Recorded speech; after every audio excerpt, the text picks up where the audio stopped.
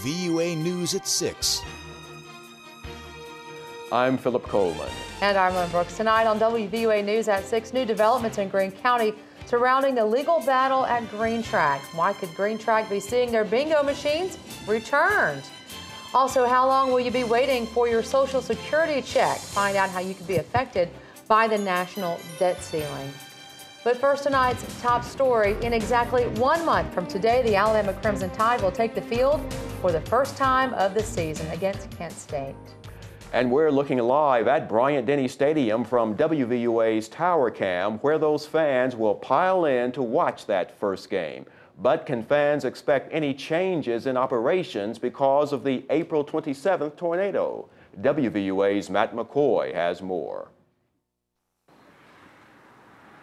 As Tuscaloosa rebuilds, something else is starting to creep into people's minds. Touchdown, Alabama! In just 31 days, the Alabama Crimson Tide will take the field against the Golden Flashes. So is the city ready to handle nearly 100,000 Tide faithful?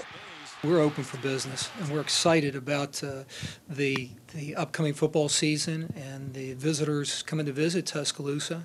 Everybody has given us a complete green light. Everything's open.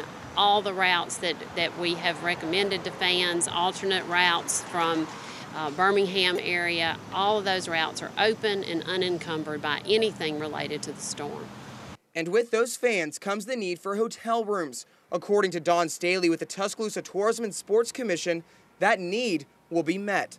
Our hotels are set, ready to go. As far as the damage, I mean, we had 1 or 2 properties had a little bit of damage, but they're operational. One thing that will change is parking due to some construction projects on the UA campus. We have a few changes related to an area that we used to park a lot of cars in, grass parking lot. Part of that is in construction right now for 2 new fraternity houses. Those changes may seem small compared to the changes caused by April 27th's tornado.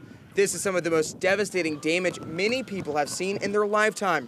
It's ironic football fans will drive past it on their way to see what may be Tuscaloosa's biggest sign of resiliency after the storm, Alabama football. Reporting in Tuscaloosa, Matt McCoy, WVUA News. And again, that first Bama game is now just 31 days away. Tuscaloosa Mayor Walt Maddox has made some adjustments to the city's rebuilding plan originally drawn up by a Kansas City consulting firm. Maddox has made alterations mostly for the plans in the Forest Lake area. The firm suggested making the area public, but the mayor decided to keep that property private. The mayor also recommending certain types of commercial structures not be rebuilt, including money lending stores, storage facilities, and car washes.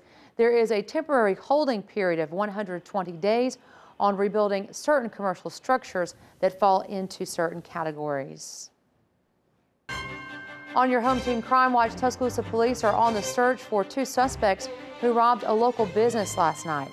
According to Sergeant Brent Blankley with the Tuscaloosa Police Department, 2 suspects entered Jack's off Hackberry Lane about 8 o'clock last night. Both were armed. One had a long gun, the other a knife. No one was hurt during the robbery. That's the good news. Police say the suspects took an undisclosed amount of cash, then they left on foot. If you have information, call 205-752-STOP, 205-752-7867. August 1st marked the beginning of a month-long notice for massive layoffs in the state court system, and Tuscaloosa County will be affected. Beginning September 1st, 2 district court specialists will lose employment, while 3 others will be kept on a month-to-month basis. District Court Clerk Libby Hamner says although she hates to lose 2 valued employees, she understands that these cuts are necessary.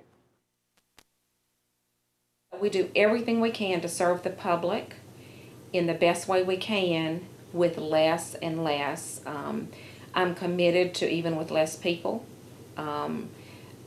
The heroes are my employees because they come every day dedicated, ready to work, with a smile and a good attitude, regardless of whether we're understaffed or not.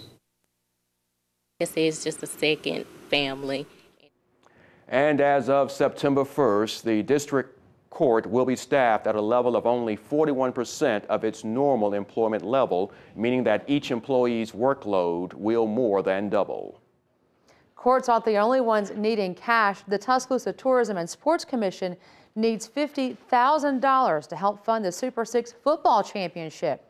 The Super 6 is the final set of games for the Alabama High School Athletic Association state football tournament. Today, TTSC requested the money from the Tuscaloosa County Commission. The commission voted no, their biggest concern, whether the county would see a return on its investment. There is a concern on part of the commission that the actual amount of additional revenue that comes to the county commission is kind of hard to quantify in terms of how much money that would be. We don't collect lodging tax, for instance, and so the only really increase we would get would be from the sales tax incrementally itself, because most of that will be spent in the city of Tuscaloosa. Though they said no today, commissioners plan to re-examine that request at the next meeting. New developments today surrounding the legal battle over Green Track. A Greene County Circuit Court issued a ruling today granting Green Track's motion for return of seized property. The motion was in reference to a raid on June 1st at Green Track, where the state attorney general staff and state police removed some gaming machines from Green Track. The Attorney General's office said a court needed to determine the legality of those machines. Meanwhile, today's ruling calls for the state to return the property within 10 days. The ruling found the search warrant was obtained based on false and misleading information. Meanwhile, closing arguments in Alabama's gambling corruption trial began today. Defense attorney for Victory landowner Milton McGregor used the time to try to separate his client from Country Crossing developer Ronnie Gilly. McGregor's attorney told jurors that his client provided several $1 million to Gilly for his project in Dothan, but that the two had a written agreement that the money would be used in a lawful manner. The jury is expected to begin deliberations on Friday. If you're waiting for a Social Security check, you might not have to wait much longer. Social Security checks will not be delayed. August checks will be in the mail or in recipients' bank accounts. That's thanks to the debt ceiling agreement signed by President Obama yesterday. Many people had feared their payments would be delayed, but recipients will not miss a payment. 28 million payments are being made today, and another 27 and several others will go out later this month.